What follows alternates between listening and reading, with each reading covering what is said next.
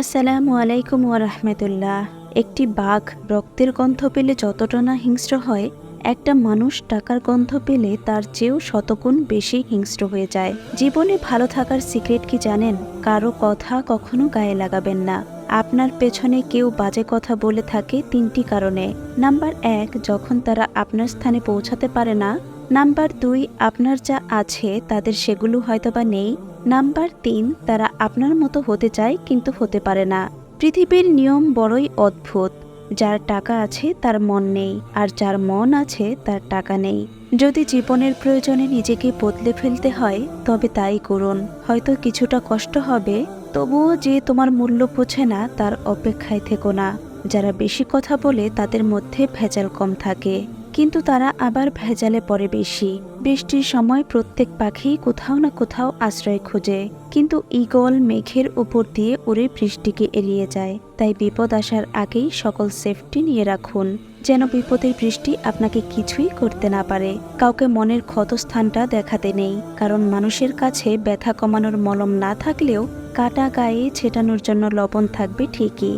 জীবনে চলার পথে নিজের রাস্তাটা নিজেকেই তৈরি করে নিতে হয়, সেখানে কেউ সাহায্য করবে না। আসলে বাস্তব জীবনটা সত্যিই বড় কঠিন। অতিরিক্ত কাউকে বিশ্বাস করো না, অতিরিক্ত কাউকে ভালোবেসো না, অতিরিক্ত কারোর প্রতি আশা করো না, কারণ এই অতিরিক্ত শব্দটি একদিন তোমায় অনেক বেশি কষ্ট দেবে।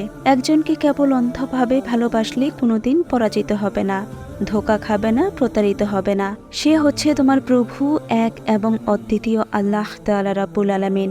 মানুষ হারিয়ে গেলে খুঁজে পাওয়া যায়, কিন্তু মানুষ বদলে গেলে আর আগের মতো করে তাকে খুঁজে পাওয়া যায় না। সবচেয়ে খারাপ তখনই লাগে যখন আপন কেউ পথভ্রষ্ট হয়ে যায়, কিন্তু ইচ্ছে থাকার পরেও তাকে সঠিক পথে ফিরিয়ে আনা যায় না।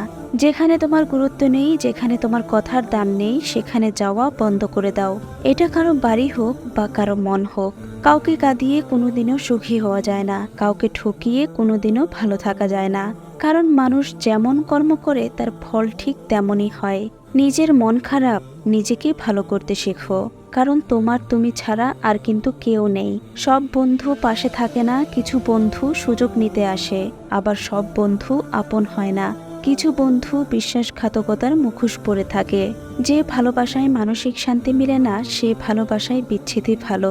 বুদ্ধিমান মানুষরা কখনোই প্রতিশোধ নেয় না, তারা সঠিক সময়ের অপেক্ষা করে, আর তারা কি করছে সেটাও তারা খুব ভালো করেই জানে।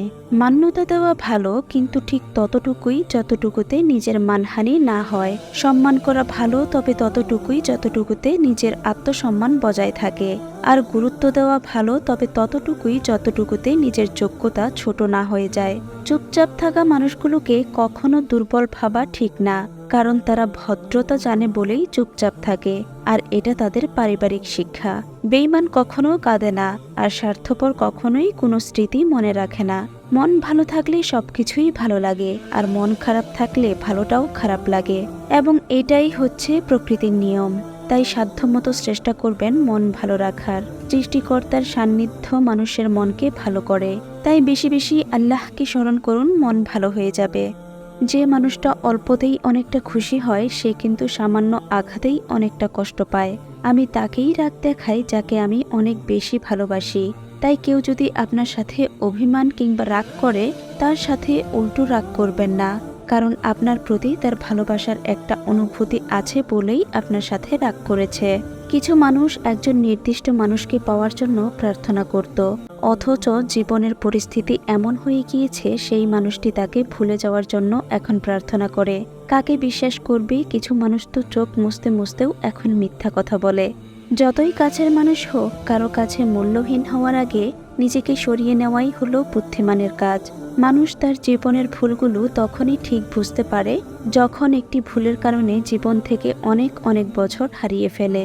একজন খারাপ ছাত্র একজন দক্ষ শিক্ষকের কাছ থেকে যা শিখতে পারে, তার চেয়েও একজন ভালো ছাত্র একজন খারাপ শিক্ষকের কাছ থেকে অনেক গুণ বেশি শিখতে পারে। তাই শিক্ষক বড় কথা নয়, আপনার শিখার ক্ষমতা বা ইচ্ছা কতটুকু রয়েছে এটাই হলো বড় কথা। যে মানুষগুলো তোমাকে বলে তুমি পারো না বা তুমি পারবেই না, তারাই সম্ভবত সেই লোক যারা ভয় পায় এটা ভেবে যে তুমি আসলেই পারবে। চেষ্টা চালিয়ে যান, আল্লাহর উপর ভরসা রাখুন, জীবনকে ভালোবাসুন, আল্লাহকে ভালোবাসুন।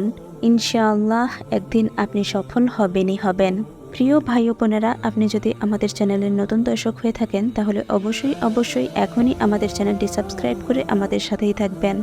ভিডিওটি আপনার পরিবার, আত্মীয়স্বজন, বন্ধু-বান্ধবের সাথে শেয়ার করে দিতে পারেন যাতে তারাও উপকৃত হতে পারে। আপনার সুস্থতা কামনা করে আজকের ভিডিওটি এখানেই শেষ করছি। ভালো থাকবেন সবাই। আসসালামু আলাইকুম ওয়া রাহমাতুল্লাহ।